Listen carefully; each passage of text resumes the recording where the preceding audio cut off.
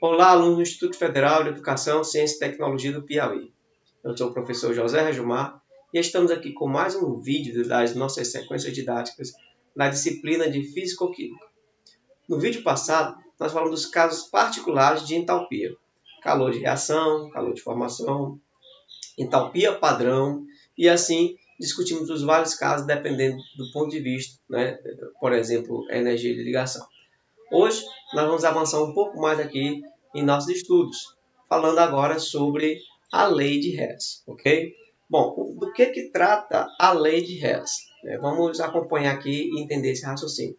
A lei de Hess, que é o químico, logicamente, o nome da lei é uma homenagem ao químico, a lei de Hess, que é uma lei experimental, tem importância fundamental no estudo da termoquímica e estabelece que, ou seja, o que ela diz? Que a variação de entalpia, que é logicamente a quantidade de calor liberado ou absorvido em uma reação química, depende apenas do estado inicial e final da reação. Vamos tentar entender isso com o exemplo que é descrito abaixo. Nós temos aí a gente concentrar a transformação do carbono grafite mais o oxigênio, que logicamente são substâncias simples, em CO2. Nós sabemos aí de estudos anteriores que a entalpia do carbono e do oxigênio, nessas condições, a 25 graus Celsius, um termo, é zero. Eles são a referência. E aí eu tenho o CO2. Bom, se nós partirmos desses dois elementos, carbono, grafite mais oxigênio, e irmos direto para CO2, eu tenho um valor de ΔH.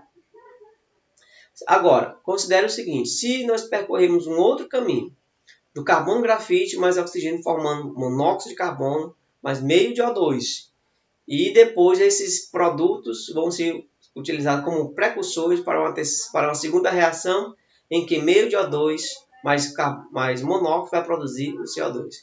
Veja que aí nós temos dois valores de ΔH.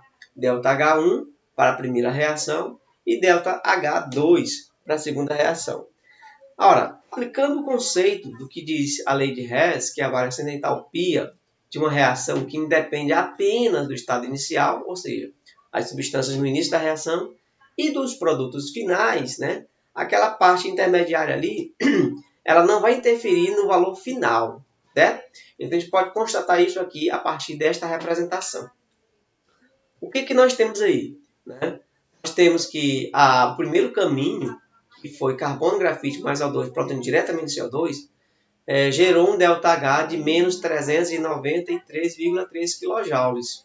Agora, o segundo caminho foi feito em duas etapas. A primeira etapa gerou um ΔH de menos 110,3 kJ. E a segunda etapa gerou um ΔH de menos 283 kJ. Ora, perceba que, somando o primeiro ΔH com o segundo ΔH, dá exatamente 393,2 kJ, que é justamente o valor do ΔH da etapa global, certo? Ou seja, feito em uma única etapa. Então, nós podemos somar isso, os valores de ΔH das etapas e chegar ao ΔH global. Bom, aqui nós temos justamente o mesmo esquema, só que é representado de forma gráfica, para te entender, ficar bem consolidado. Enquanto aqui eu estou mostrando as equações termoquímicas, aqui eu estou representando graficamente carbono grafite saindo mais o oxigênio e indo direto para CO2. Então eu tenho um ΔH. E se eu for de carbono grafite mais oxigênio para monóxido mais meio de O2, tem um ΔH1. E depois de monóxido para dióxido tem um ΔH2. E os dois somados são justamente o valor do ΔH. Sai do estado inicial para o estado final. Bom, podemos generalizar, okay, o que está representado ali, dizendo o seguinte, que partindo-se sempre de um mesmo estado inicial e chegando-se sempre a um estado final, o mesmo estado final, o ΔH será sempre o mesmo. Quer a reação seja direta, quer ela seja efetuada ou se efetue em várias etapas. Ou ainda nós podemos dizer que o ΔH independe do caminho percorrido durante a reação.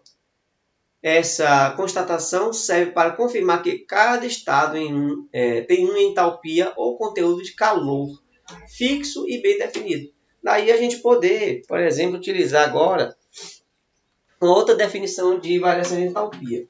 Veja que ali nós começamos a falar que o ΔH era a entalpia do produto menos a entalpia do reagente, que agora pode ser entendida como ΔH é a entalpia do estado final menos a entalpia do estado inicial.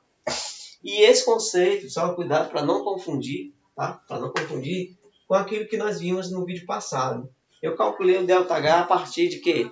Das ligações ou das energias de ligação. Aonde eu peguei o ΔH das ligações dos reagentes, somei com o ΔH dos produtos, ok? Lembrando que o ΔH da energia de ligação dos reagentes é sempre positivo e o ΔH da energia de ligação dos produtos é negativo, ok? Cuidado para não confundir isso aqui, ó. Isso aqui você vai utilizar em que situação? Apenas quando você tiver energia de ligação. Você sabe aquela tabelinha e vai usar essas informações. Quando são fornecidos equações termoquímicas, nós vamos ver ali as consequências da lei de Hess, e nós vamos entender que eu posso pegar a entalpia final menos a entalpia inicial, ou então somar os valores dos ΔH daquelas reações químicas, ok? Então vamos fechar aqui, e aí vamos avançar aqui para as consequências da lei de Hess. Bom, a primeira delas diz o seguinte: as equações termoquímicas podem ser somadas como se fossem equações matemáticas. Aí você está vendo o seguinte: carbono, grafite mais meio de O2 produzindo monóxido. Aí o ΔH1 é justamente 110,3. Depois você tem a segunda etapa: monóxido mais meio de O2 produzindo CO2. E aí você tem um ΔH2, que foi menos 283. Somando as equações, igual ao que a gente faz naquele sistema de equações do primeiro grau, com duas variáveis, somam-se as equações, cancela-se os termos simétricos, ou seja, que estão de lados opostos da equação, soma-se os termos comuns, por exemplo, meio de O2 com meio de O2 dá 1O2, e você tem a soma dos ΔH, não é isso? ΔH1 mais ΔH2 é igual ao ΔH total, que vai dar menos 393. Daí a lei de Hess ser também chamada de lei da soma dos calores de reação. Essa técnica de somar equações, é muito útil, pois permite calcular o ΔH de certas reações cuja execução experimental é muito difícil ou às vezes até mesmo impossível. Então a gente pode teorizar determinadas reações utilizando aí a lei de Hess.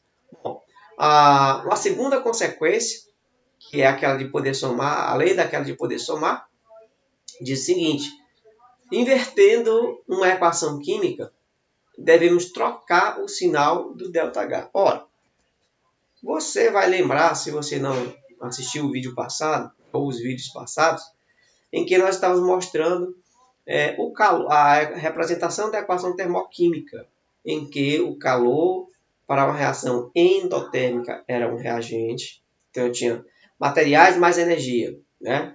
E se eu pegasse aquela energia e jogasse para o produto, ela era positiva e ia negativa.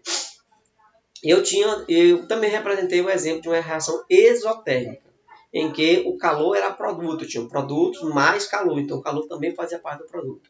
E se eu pegasse aquele calor que estava no produto e levasse para o reagente, eu tinha que inverter o sinal, né? E a mesma coisa funciona agora aqui com a equação termoquímica. Se eu precisar inverter alguma equação, eu vou ter que trocar o sinal do ΔH. Por exemplo, vou pegar aí, carbono, grafite mais O2 produzindo CO2. Se eu inverter a equação, eu quero a partir do CO2 transformá-lo em grafite mais oxigênio. Aí o que acontece? O ΔH vai ser positivo. Em vez de liberar energia, o sistema vai absorver a mesma quantidade de energia. E aí nós temos a representação gráfica abaixo, que vai só ratificar esse raciocínio. Enquanto que das substâncias simples para o composto liberou energia, do composto para o simples vai absorver energia. Ou seja, é a mesma quantidade de energia, só que aí em sentidos contrários. Entendido essa segunda consequência da lei de Hess, a primeira é que eu posso somar as equações. A segunda é que se eu inverter, eu preciso trocar o sinal do ΔH. A terceira consequência também é uma questão lógico-matemática que diz o seguinte: nós multiplicando uma equação termoquímica por um número diferente de 0, o valor do ΔH será também multiplicado ou dividido por esse número. Basta imaginar a equação somada a si mesma, ou a si própria, né? Várias vezes. Logicamente, se eu multiplicar por 2, estou somando ela 2 vezes. Por 3, estou somando ela 3 vezes, e assim por diante. Então, se a gente pode pegar essa equação, carbono grafite, somasse com oxigênio, mais oxigênio para o CO2, se eu multiplicasse por 2, dobraria o valor do ΔH. Enfim, como podemos observar, as equações termoquímicas podem sofrer tratamentos matemáticos, como adição, subtrações, multiplicações, divisões, inversões e qualquer artifício matemático que você ache necessário ali para resolver o problema para poder chegar na equação global e no ΔH da equação global, né? Isso é importante, lembrando que todo esse tratamento só é válido se ele também for aplicado ao valor do ΔH da equação termoquímica ali, ok? Bom, então, pessoal, com essas informações sobre a lei de Hess, o que é a lei de Hess, né, e as consequências dessa lei, a gente vai fechar nosso vídeo aqui e resolver questões vai ajudar você a consolidar o entendimento da lei de Hess, que é muito simples, né? Eu quero chegar na equação global, eu somo as etapas. Se as etapas não forem exatamente como eu preciso, eu posso multiplicá-las, dividi-las ou invertê-las, de tal forma que a soma dessas equações me leve à equação global e, por consequência, ao ΔH da equação global, que é isso o principal objetivo. Bom, pessoal, então a gente vai ficando por aqui com essas informações. Boa sorte para você e bom estudo.